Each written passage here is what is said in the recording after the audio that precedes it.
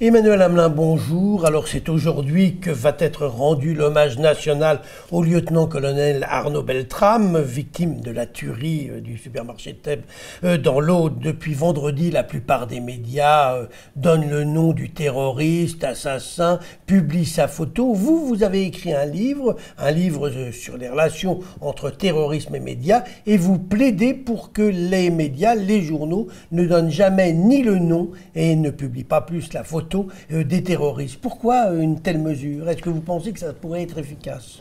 Oui, parce que, on le sait, tout ça est parti d'une stratégie extrêmement sophistiquée de Daesh. Daesh qui a fait en sorte de développer et de rendre beaucoup plus visible le culte du héros, le culte du martyr, dans lequel se reconnaissent tous les terroristes qui sont sur notre sol, mais également sur toutes les scènes internationales, et que les terroristes, jusqu'à maintenant, vous avez pu remarquer, ils ont toujours leur papier sur eux. Ils font en sorte d'être reconnus comme tels. Pourquoi ? Parce qu'ils partent souvent d'une vie un peu ratée, et ils deviennent comme ça, du jour au lendemain, des héros de l'islam radical. Et Daesh communique énormément dessus. Donc quand on donne le nom et le visage d'un terroriste quelque part, on participe à cette stratégie épouvantable de Daesh qui fait encore une fois le culte du héros. Donc quand on ne donne pas le visage et le nom, ça ne veut pas dire qu'il y aura moins d'attentats, mais il y aura moins de vocations incontestablement. Et est-ce qu'il faudrait aller jusqu'à interdire par la loi de publier le nom et les photos, à votre avis? Écoutez, il y a maintenant plus de 2 ans que je demande qu'on rende anonymes les terroristes. Au début, je pensais que le principe de responsabilité pouvait suffire au niveau des médias. Certains d'ailleurs ont indiqué qu'ils ne donneraient plus la photo mais continuent à donner le nom. D'autres font l'inverse. Je remarque d'ailleurs que M. Molins, le procureur de la République, lui, donne le prénom et la première lettre du nom quand il parle du terroriste, mais ne le cite pas vraiment. Donc, comme les choses n'avancent pas, je pense qu'on peut légiférer aujourd'hui. On ne doit pas donner le nom et le visage des mineurs délinquants. Je ne vois pas pourquoi on ne pourrait pas faire exactement la même mesure pour les terroristes. Dites-moi, Emmanuel Hamelin, est-ce qu'une telle mesure existe dans des pays étrangers?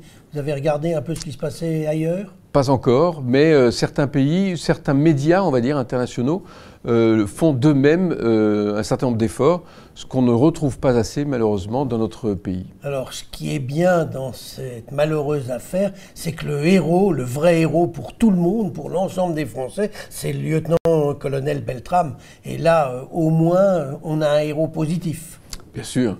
Donc ça fait oublier finalement le nom du terroriste assassin. Oui, enfin, si tant est qu'on puisse l'oublier, hélas.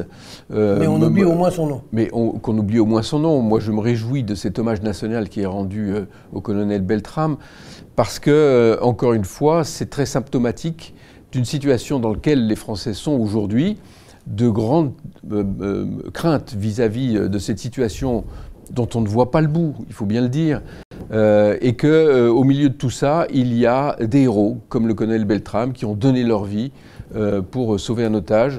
Moi, je pense que c'est très fort pour faire rayonner nos valeurs face à la barbarie des terroristes. Dites-moi, Emmanuel Hamelin, lundi, Laurent Wauquiez a fait une déclaration solennelle. Il a mis en cause la naïveté du président de la République et il demande le rétablissement de l'état d'urgence. Est-ce que vous partagez cette position?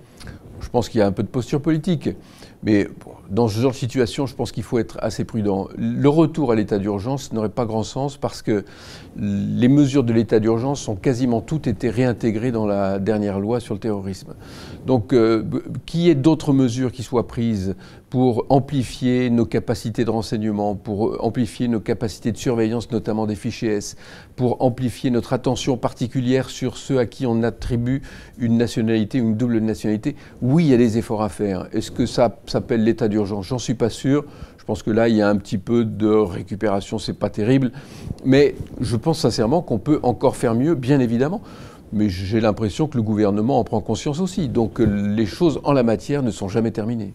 Avant de nous quitter, un petit mot. Certains demandent l'interdiction du salafisme. Est-ce que ça vous paraîtrait une bonne chose? Écoutez, la question se pose. Je sais qu'un ancien Premier ministre a fait cette proposition récemment. Le salafisme est la base de la religion de Daesh. Pour autant, tous les salafistes ne sont pas des terroristes. Donc, mais ils sont tous intolérants. Ils ont tous une sorte d'intolérance, mais entre l'intolérance et le terrorisme, il y a quand même une frontière. Je pense qu'il faut être assez prudent là-dessus. Si on se contentait déjà de fermer tous les lieux des radicaux islamistes, je pense que là, on aurait déjà fait un grand pas. Alors, je rappelle que le livre que vous avez publié, c'est « Terrorisme et médias ». Des liaisons dangereuses aux éditions UPPR. Eh bien, on aura tout dit. Emmanuel Hamelin, je vous remercie. Merci beaucoup.